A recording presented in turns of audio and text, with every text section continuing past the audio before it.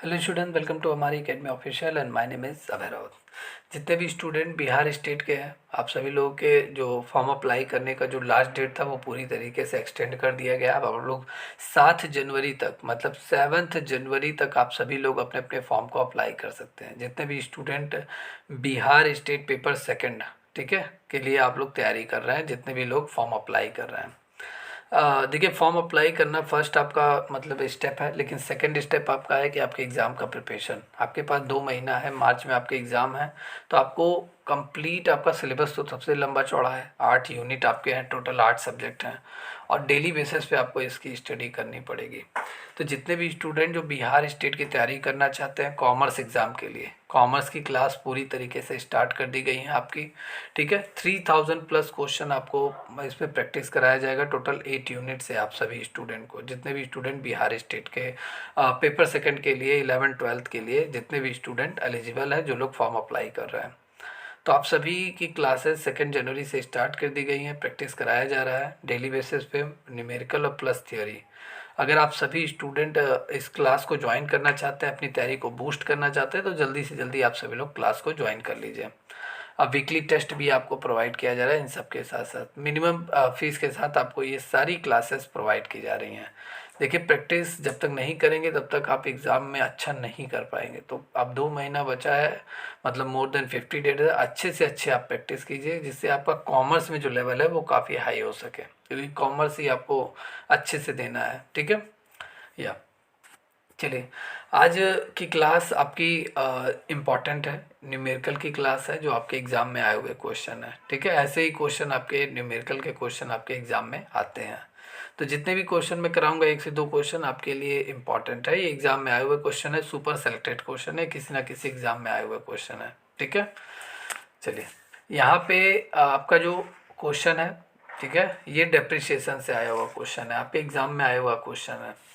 यहाँ पे कह रहा है कि अब बिल्डिंग, ठीक है, विच कॉस्ट 12 लाख, एक बिल्डिंग जिसकी लागत कितनी है, 12 लाख रुपए है। 12 लाख उसकी कॉस्टिंग है, उसकी लागत है, ठीक है। It has no estimate waste value, इसकी कोई अपशिष्ट मूल्य नहीं है। अपशिष्ट मूल्य मतलब आपका वेस्टेज वैल्यू क्या होता है। जैसे आज आपने कोई 10,000 का फ़ोन खरीदा, मान लेते रियलमी का, अब वो 10 साल बाद उसकी वेस्टेज वैल्यू उसकी ज़ीरो हो जाएगी। 10 साल बाद उसे कोई पूछेगा नहीं, क्योंकि तब अब 5G अभी चल रहा है, तब और आ जाएगा 10 साल बाद। इतना हाई लेवल टेक्नोलॉजी हो जाएगा कि वो अपने आप ट्रेंड से बाहर हो जाएगा, ठीक है। तो वही होता है अवशिष्ट मूल्य। तो उसका ज़ीरो है, मतलब है ही नहीं, जबकि ये गलत है। बिल्डिंग, बिल्डिंग के लिए मैं कह सकता हूँ भाई, बिल्डिंग अगर जर्जर हो जाए, बेकार हो जाए, तो उसे कोई पूछने वाला नहीं रहेगा, ठीक है। शानदार बिल्डिंग है, महल है, तो आज भी उसकी जो जितनी कीमत है, 10 साल बाद भी कुछ ना कुछ कीमत होगी। लेकिन 10 साल बाद इस मान लेते हैं इसका ज़ीरो हो गया, ठीक है। साल्वेज वैल्यू, अवशिष्ट मूल्य, waste value, estimate waste value. और यहाँ पे कह रहा है एस्टिमेटेड लाइफ उसकी 120 साल है, ठीक है। 120 साल काफ़ी, 120 साल मतलब 120 साल तक कोई मकान रह ही नहीं पाएगा। अगर रहेगा तो वो, अगर वो पत्थर से बना, चट्टान से बना हुआ है, तभी रह पाएगा। बाकी आजकल के नॉर्मल अगर ईंटों से कोई मकान बनेगा तो 120 साल नहीं रह पाएगा। उसकी दीवारें, जो ईंट रहेगा वो पूरा लाल होके ख़त्म हो जाएगा। तो ये 120 साल उसका क्या है, एस्टिमेटेड लाइफ है ये। what is the amount of accumulated depreciation at the end of 90 years, 90 साल के अंत तक जो एस्टिमेटेड, आपसे क्या पूछा जा रहा है, एक्यूमुलेटेड डेप्रिसिएशन कितना होगा उस बिल्डिंग का, मतलब आपका 90 साल के अंत तक संचित मूल्य ह्रास कितना होगा, कितनी उसकी वैल्यू डाउन हो चुकी होगी, कितना ह्रास उस पर लगेगा, डेप्रिसिएशन लगेगा, कितनी वैल्यू उसकी डाउन हो चुकी होगी 90 साल के अंत तक, ये आपसे पूछा जा रहा है, ओके। या तो आपके ऑप्शन है 3,000, 12,000, 9 लाख या वन ऑफ दिस। चलिए इसको मैं सॉल्व करवाता हूँ आप सभी को। इम्पॉर्टेंट क्वेश्चन है, ऐसे ही क्वेश्चन आपके एग्जाम में आएंगे 100%। तो देखिए क्वेश्चन का पहले यहाँ पे डेटा आप देखिए क्या क्या दिया गया है, पहले ये आप देखिए, ठीक है। तो सबसे पहले आपका क्या दे रखा है कि कितनी भवन की लागत थी, टोटल ये आपका 12 लाख दे रखा है, ठीक है। और एस्टिमेटेड लाइफ आपका कितना दे रखा है, 120 साल, और 90 साल के अंत तक डेटा आपसे पूछा जा रहा है। तो हम 1 साल का डेप्रिसिएशन निकालेंगे, 1 साल उस बिल्डिंग पे कितना डेप्रिसिएशन लगेगा।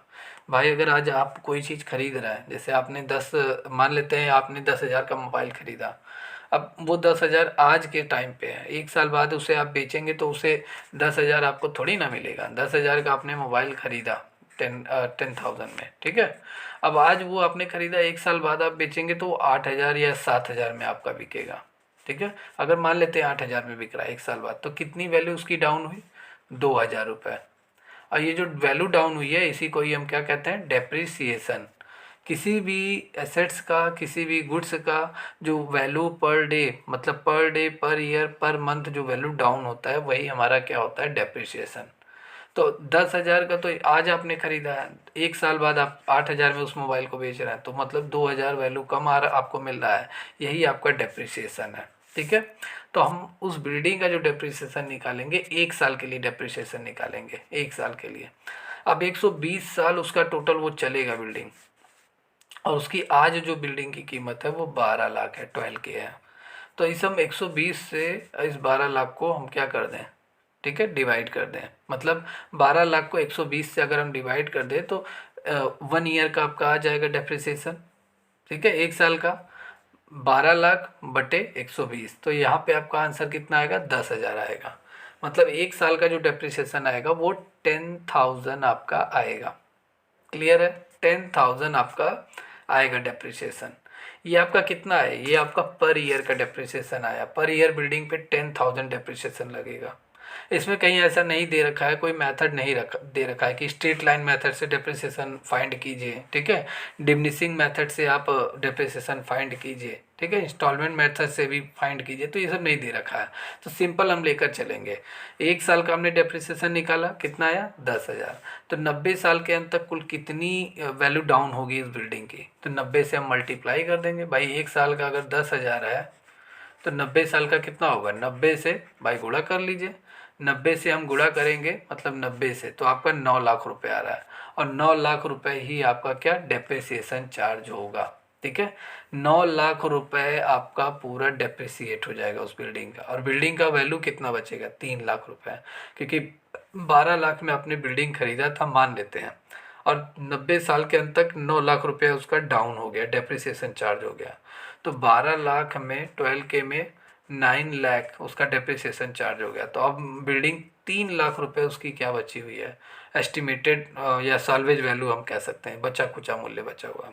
लेकिन खैर ये यहाँ पे पूछा नहीं है आपसे, बस कितना पूछा है आपसे? डेप्रिसिएशन पूछा है। तो डेप्रिसिएशन आपका कितना आएगा? आपका टोटल 90 साल के अंत तक डेप्रिसिएशन 9 लाख आपका आएगा। तो यहाँ पे C is a right answer of this question, ठीक है। समझ में आया आप सभी को? ये जो क्वेश्चन मैं बता रहा हूँ ये एग्जाम में आया हुआ क्वेश्चन है, इम्पॉर्टेंट है, ठीक है। या यहाँ पे नेक्स्ट क्वेश्चन है। नेक्स्ट क्वेश्चन आपका है कि ABC जो कंपनी है उसने क्या किया? एक मशीन परचेज किया 5 लाख का, ठीक है। एस्टिमेटेड साल्वेज वैल्यू उसकी कितनी दे रखी है? 50,000 दे रखी है। मतलब जब तक वो चलेगा पूरे वर्ष के अंत में, मतलब जब तक उसकी वैल्यू डाउन हो जाएगी, जब तक वो चलेगा, ठीक है। एक समय ऐसा आएगा जब वो ट्रेंड से बाहर हो जाएगा, तब उसकी जो वैल्यू रहेगी उसे ही हम साल्वेज वैल्यू कहते हैं। वो 50,000 है, ठीक है। और यहाँ पे आपका दे रखा है एस्टिमेटेड यूज़फुल ऑपरेटिंग लाइफ, उसकी दे रखी है कितना? 10,000 आवर। मतलब पूरा 10,000 घंटे वो चलेगा, अनुमान लगाया गया। जैसे आप कोई चीज़ अगर आप खरीदते हैं, जैसे आपने एक बाइक खरीदा, लोग अनुमान कहेंगे कि 10 साल ये बाइक आराम से चलेगी, जल्दी ख़राब नहीं होगा। मतलब अनुमान लग गया कि वो इतने साल तक तो चलेगा, तो चलेगा। वैसे जो मशीन ABC ने परचेज किया हुआ है, ऑपरेटिंग लाइफ उसकी है 10,000 घंटा वो लगभग काम करेगा। जैसे आपने कोई फ़ोटो कॉपी की मशीन खरीदी बड़ी वाली, तो उससे ये होगा कि 1 लाख पन्ना वो मतलब फ़ोटो कॉपी करेगा, इतना अनुमान लगा लिया गया। उसके बाद वो ख़राब हो सकता है। तो ऑपरेटिंग लाइफ उसकी कितनी है? 10,000 है। क्लियर? फिर यहाँ पे कह रहा है कि द मशीन वॉज, यहाँ पे the machine was operated 2,000 for it first year. पहले साल जो मशीन था वो 2,000 घंटे चला। कितना? 2,000 घंटे। फिर कह रहा है आपसे कि डेप्रिसिएशन चार्ज कीजिए फॉर द ईयर। मतलब 1 साल के लिए जो डेप्रिसिएशन, मतलब वर्ष के 1 साल के लिए आपको डेप्रिसिएशन निकालना है। भाई पहला साल 2,000 घंटा चला मशीन, ठीक है, ABC जिन्होंने खरीदा था। अब फर्स्ट ईयर के अंत तक कितना डेप्रिसिएशन चार्ज होगा उस मशीन पे, ये आपको निकालना है, ठीक है। चलिए यहाँ पे मैं सॉल्व करता हूँ क्वेश्चन, आप सभी को अच्छे से समझ में आएगा। सबसे पहले जो जो डेटा दिया गया एक बार मैं फिर से एक बार क्लियर कर देता हूँ। एबीसी ने मशीन कितने का ख़रीदा है, 5 लाख का ख़रीदा है। एस्टिमेटेड साल्वेज वैल्यू कितना है, 50,000 है। और टोटल ऑपरेटिंग लाइफ कितनी है मशीन की, 10,000 आवर है। 10,000 घंटा टोटल चलेगा पूरा अपना जब तक चलेगा। और 2,000 घंटा फर्स्ट ईयर चला तो आपसे डेप्रिसिएशन भी फर्स्ट ईयर का ही पूछा जा रहा है। ये इतना डेटा आपको दिया गया और ये पूछा जा रहा है। तो यहाँ पे देखिए सबसे पहले परचेज कितने में किया गया है, टोटल 5 लाख में, ठीक है। एस्टिमेटेड साल्वेज वैल्यू कितनी है, 50,000 है। एस्टिमेटेड यूजफुल ऑपरेटिंग लाइफ कितनी दे रखी है, 10,000 घंटा लगभग चलेगा। और आपका डेप्रिसिएशन चार्ज करना है 1 ईयर के लिए। भाई 1 साल का डेटा दिया गया तो 1 साल का हम भी डेप्रिसिएशन चार्ज करेंगे। तो डेप्रिसिएशन वैल्यू पर आवर उसकी कैसे निकलेगी, ये फार्मूला आपका लगेगा। मतलब भाई मशीन है, मशीन हर घंटे चल रहा है, ठीक है। और घंटे के हिसाब से ही उसकी यूज़फुल लाइफ, एस्टिमेटेड लाइफ, ये सभी दिया गया है, ठीक है। यूज़फुल ऑपरेटिंग लाइफ जो दिया गया है वो घंटे के हिसाब से दिया गया है। अगर ईयर के हिसाब से देता तो हम ईयर यहाँ पे कैलकुलेट करते, ईयर लिखते हैं। अगर घंटे के हिसाब से दिया गया तो हम घंटा ही कैलकुलेट करेंगे। तो डेप्रिसिएशन जो हम चार्ज करेंगे वो पर आवर के हिसाब से हम चार्ज करेंगे, ठीक है, क्योंकि उसकी यूज़फुल लाइफ, ऑपरेटिंग लाइफ वो घंटे में दी रखी है, ठीक है। तो डेप्रिसिएशन भी हम घंटे में चार्ज करेंगे, आवर्स में चार्ज करेंगे। तो डेप्रिसिएशन वैल्यू पर आवर आपका ये फार्मूला लगेगा। जितनी मशीन की कॉस्ट है उसमें हम साल्वेज वैल्यू माइनस कर देंगे, ऑपरेटिंग लाइफ से हम डिवाइड कर देंगे, ठीक है। तो 5 लाख उसकी टोटल मतलब क्या कॉस्ट ऑफ मशीन की है। साल्वेज वैल्यू 50,000 है, माइनस कर दिया। ऑपरेटिंग लाइफ 10,000 है, इससे हमने डिवाइड कर दिया। 50,000 में 50,000 चला गया, 5 लाख में 50,000, आपका 4,50,000 आया। और ऑपरेटिंग लाइफ 10,000 है, 10,000 से डिवाइड किया गया, आपका 45 आ गया। तो टोटल आपका डेप्रिसिएशन पर आवर कितना आया, 45 आया। डेप्रिसिएशन पर घंटे के हिसाब से कितना आया, 45। अब हमसे पूछा क्या है, 1 साल का, मतलब 1 साल के लिए हमसे डेप्रिसिएशन, देखिए हमसे डेप्रिसिएशन पूछा है, इसमें कहीं नहीं लिखा है कुछ। यहाँ पे देखिए, यहाँ पे लिखा है डेप्रिसिएशन चार्ज कीजिए ईयर पर ईयर के हिसाब से। तो 1 साल में कितना घंटा चला है, टोटल 2,000 घंटा चला है। आपने मशीन 2 ही घंटा चलाया, एबीसी ने 2,000 घंटे चलाया पर ईयर पहले साल। तो 2,000 घंटे के हिसाब से ही तो हम डेप्रिसिएशन निकालेंगे, ठीक है। 2,000 भाई जितना मशीन चला है। भाई अगर आप मोबाइल अगर आप खरीद रहे हैं, ठीक है, मोबाइल नहीं, बाइक अगर आपने खरीदा। अब बाइक अगर आज इस साल आपने 1 लाख का बाइक खरीदा है, मान लेते हैं 1 लाख की आपने बाइक खरीदी। अब जब अगले साल 1 साल बाद जब उसे आप सेल करेंगे तो खरीदने वाला पहले क्या देखेगा, बाइक कितना चला हुआ है।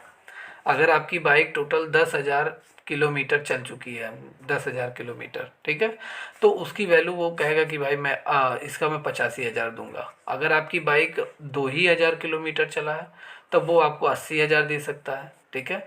मतलब जितना कम चला रहेगा उतनी ही उसकी वैल्यू अच्छी खासी रहेगी, और जितना ज़्यादा चला रहेगा उतना ही उसकी वैल्यू डाउन हो जाएगी। डाउन मतलब डेप्रिसिएट हो जाएगी। समझ में आ रहा है ना। जो चीज़ जितना यूज़ होता है उसकी वैल्यू उतनी ही डाउन होती जाती है, उतना ही डेप्रिसिएशन उस पर बढ़ता जाता है। तो मशीन 2,000 घंटे चला है पहले साल, तो 2,000 घंटे चला है तो कुछ तो वैल्यू मशीन की डाउन हुई होगी, डाउन कम हुई होगी, डेप्रिसिएट हुआ होगा मशीन, मशीन पे डेप्रिसिएशन चार्ज होगा। तो पर घंटे के हिसाब से 45 रुपये डेप्रिसिएशन चार्ज हो रहा है। अब डेप्रिसिएशन हमें निकालना है 2,000 घंटे के हिसाब से। तो 2,000 को हम 45 से मल्टीप्लाई कर देंगे, आपका 90,000 आएगा।